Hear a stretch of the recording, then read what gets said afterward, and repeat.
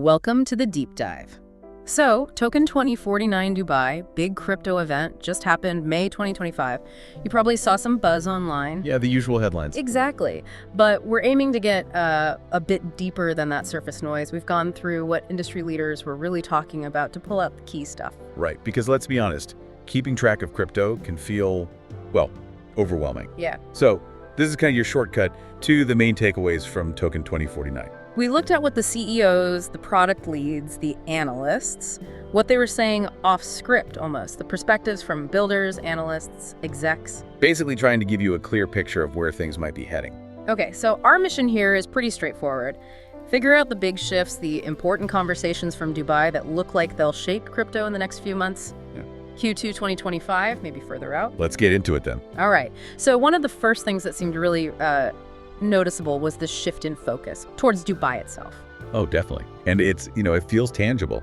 Yuan Shen, the CEO of Trust Wallet, she specifically pointed out how many US and European funds are now setting up operations there. And it's not just random, there's a reason. Yeah, the core driver seems to be regulation, seeking clearer rules, more operational freedom compared to maybe back home. It's about finding a base where they can, operate more effectively. And it's more than just escaping rules, right? It's building something new there. That's what Chen suggested. This movement is actually creating a new regional ecosystem. And it's focused on the, let's say, the building blocks of finance. Trading, lending, yield strategies. Both on-chain and off-chain, she mentioned. So the blockchain stuff and the more traditional links. Exactly. We're talking core infrastructure, not just flashy consumer apps. It's a deeper shift. And did others echo this? Well, yeah, Tracy Jin, the COO at MEXC, kind of put their money where their mouth is. They announced that big $300 million ecosystem development fund right there at the event. Wow, $300 million. Yeah, and talked about accelerating their strategy for the whole MENA region, Middle East and North Africa. It really underlines Dubai's growing importance. Okay, so Dubai as a hub, check. What about the overall mood? Another theme seemed to be maturity, less hype. Absolutely. That came through quite strongly. Vivian Lin, she's the chief product officer at BingX, she framed it as a clear transition, moving away from, say, peak meme coin craziness towards institutional maturity, getting serious about regulation, and building the long-term infrastructure. You have builders, policymakers, and capital all converging in Dubai. So the conversations were less about when moon and more about actual utility, how DeFi and CeFi can work together, the plumbing, and this idea of global Web3 leadership. It definitely feels like a different vibe than maybe a year or two ago. Definitely sounds like it. Okay, so if we're talking maturity, that leads to institutional involvement. Was that just like talk, or is it actually happening now? Measurable stuff. Yeah, good question. And the feeling was it's becoming much more measurable.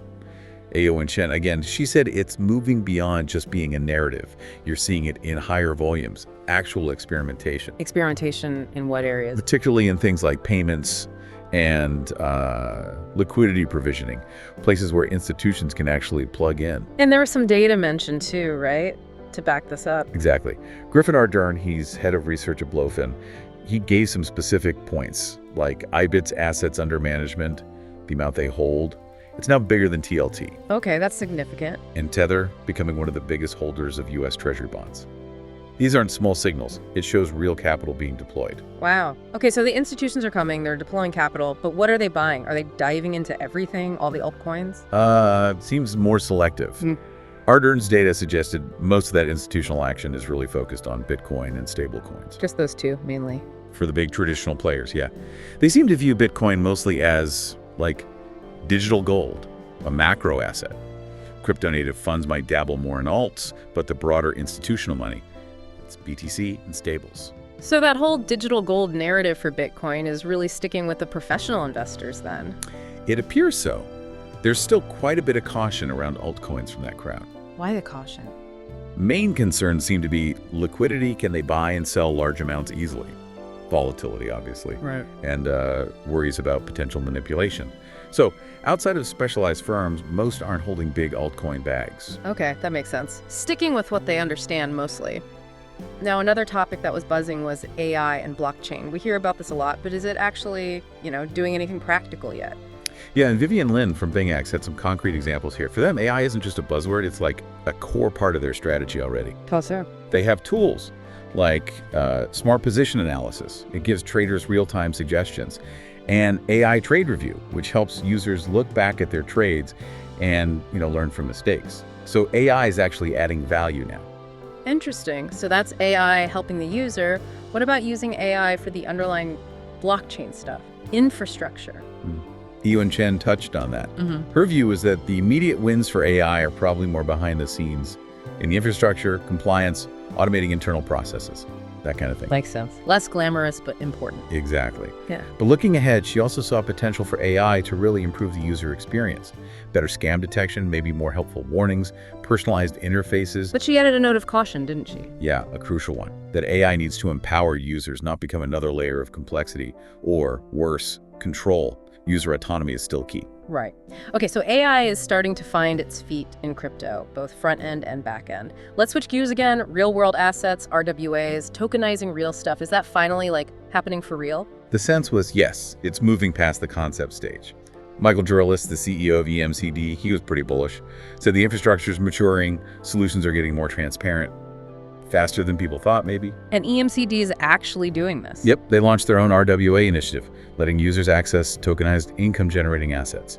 And the entry point is $5,000. Oh, okay. So more accessible than some other things. That's the idea, make it accessible. Now, there are still challenges, right? Custody, how you safely hold these things, and regulation are still big ones. But the momentum feels real. RWAs could be a key driver for adoption. Interesting. Okay, progress there. Now, a slightly trickier one.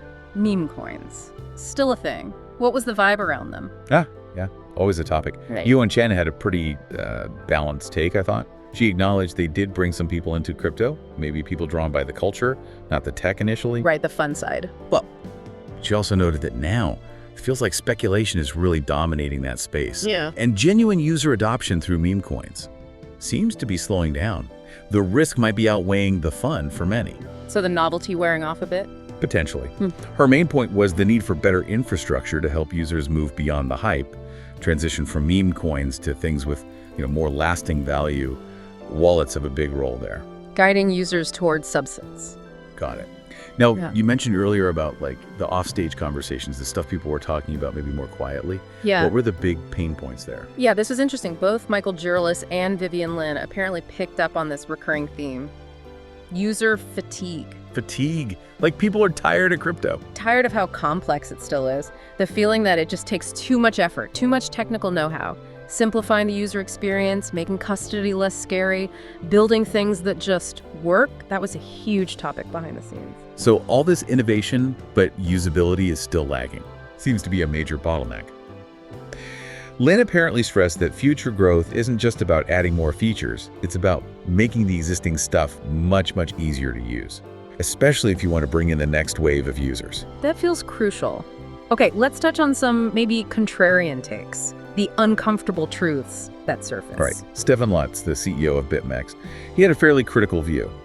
Argued that too much of the industry is still chasing quick money, issuing tokens based on promises of future revenue, instead of actually building real, working, decentralized, autonomous organizations, DAOs, with actual coordination mechanisms. His vision was more about networks doing useful things, micropayments for AI agents maybe, or tokenizing more private assets. So less hype, more building genuinely decentralized systems. That was the gist. And then Dr. Han, the founder of Gate Group, he offered another uncomfortable truth. Which one? Basically that big traditional institutions, they're not going to suddenly adopt crypto's sometimes chaotic norms.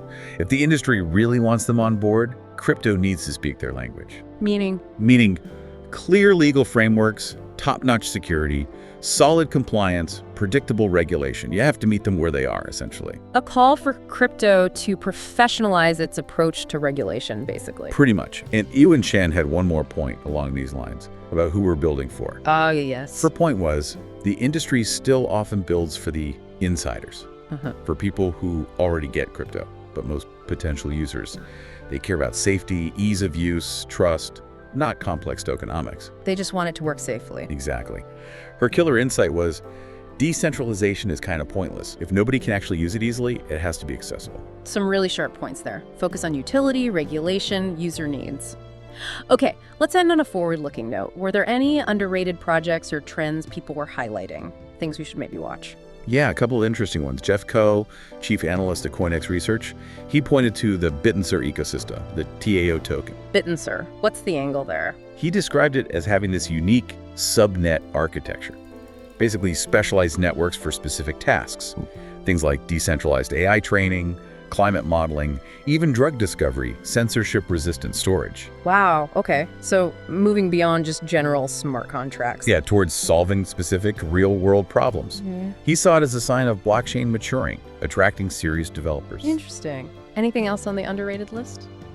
Marcus Levin, co-founder of XYO, he flagged a few areas.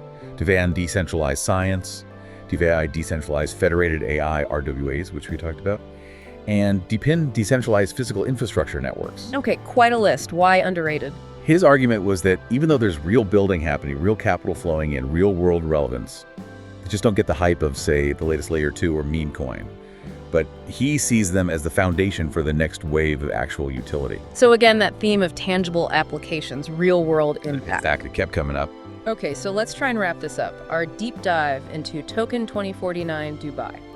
We saw this clear pull towards Dubai as a regulatory and operational hub.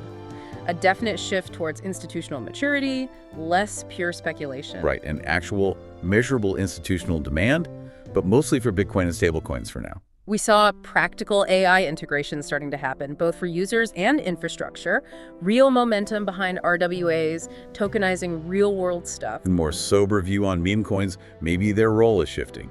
And its huge recurring pain point around user experience needing to get way simpler. Plus those critical voices calling for real DAOs, better regulatory frameworks, and building for actual users, not just insiders. And finally, a nod to those potentially underrated areas like Bittenser, DeCi, DePIN, the stuff focused on concrete problems. It definitely paints a picture of an industry trying to maybe grow up a bit, focusing on foundations, utility. Seems that way. Less Wild West, more building the infrastructure for what comes next. So here's something to think about then.